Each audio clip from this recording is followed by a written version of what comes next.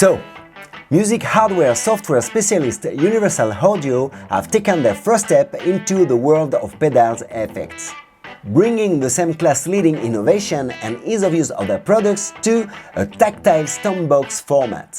But do they really have something to contribute in an already very competitive market? Are those pedals a must or a mess? Follow me, let's check it out together.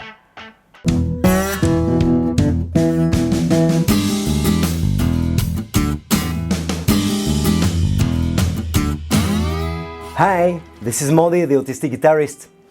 Yes, I still have that accent. Personally, I've been using Universal Audio's products for quite a while. I'm using their softwares, their interface and the aux. So far, Universal Audio are really good. When I first heard about their pedals, I immediately knew it will be well made, especially with Thor Morgensen as a conductor. But was I really right to rejoice? We will see it in this video. So, in this review we will see the functioning of the pedals, we will hear the pedals in situation, we will hear the isolated tracks, and we will conclude with the pros and the cons. Okay, let's talk about the pedals functioning. Okay, let's start with the delay. The Starlight Echo Station. First of all, let's see the delay types. The first type are 3 unique 60s tape echo machines, with settings for tape age and preamp color. The second type is an analog DMM, vintage analog backend brigade.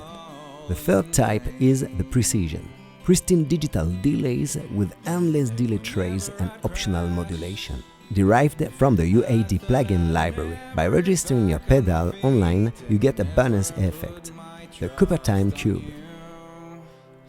The delay button controls the delay time. You have a feedback and a mix. With the division button, you have several options of time division. With the store button, you can store your settings for one preset. Your second preset will be in the live mode. With the ABC button, you have variations within active effect. The color button will affect the character of each delay type. The matte button will affect the modulation amount and/or rate for each delay. The right foot switch allows you to tap tempo and to switch between presets.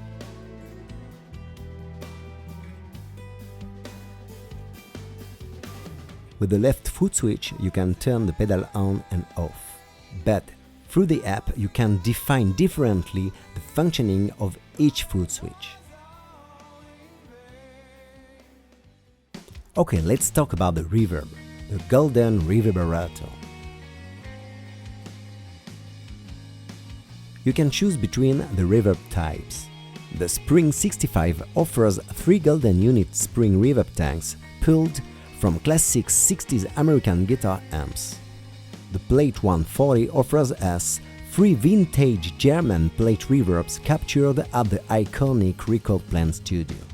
With the Hall 224, we have 3 70s digital reverb algorithms. And as for the other pedals, by registering you get a bonus effect, a vintage digital plate. With the decay, you control the reverb time. With the pre-delay, you control time before reverb onset.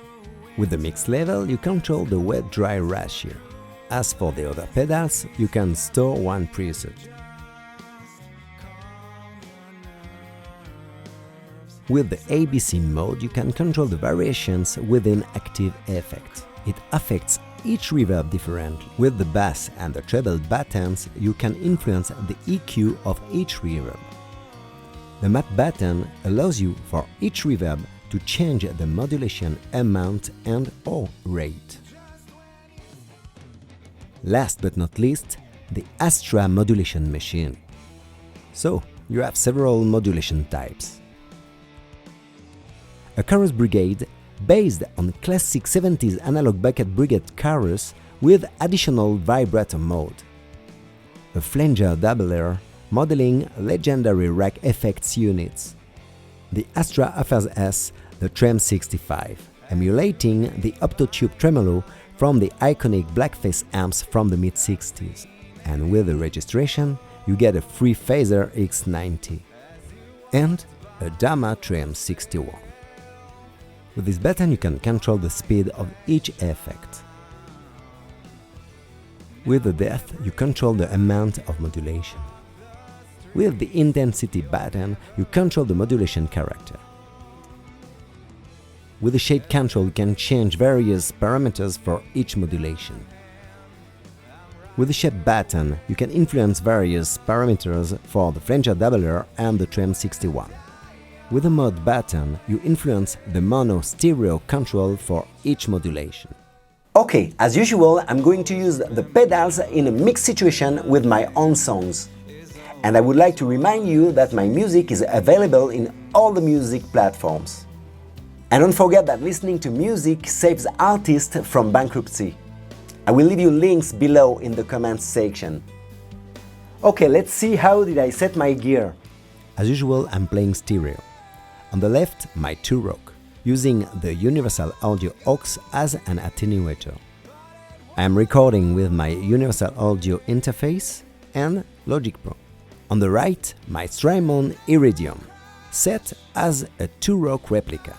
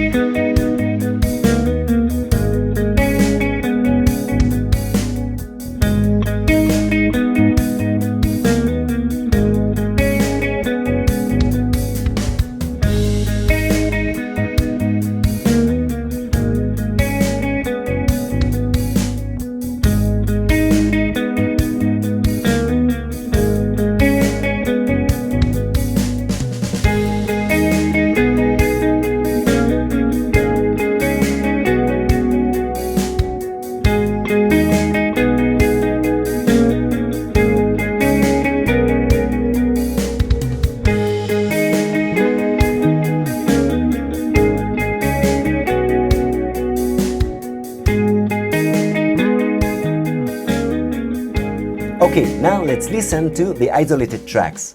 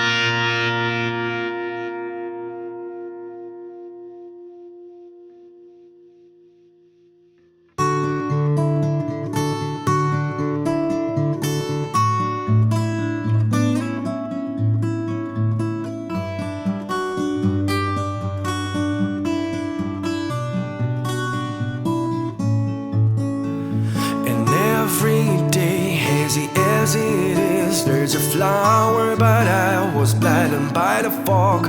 I didn't see any bloom, my life was like a black and white movie. A colorblind guy struggling with the darkness of his life, till I started looking for the light, till I started to see flowers. From darkness to light, from blindness to sight, I've seen you, my African flower. I've seen you, my African flower.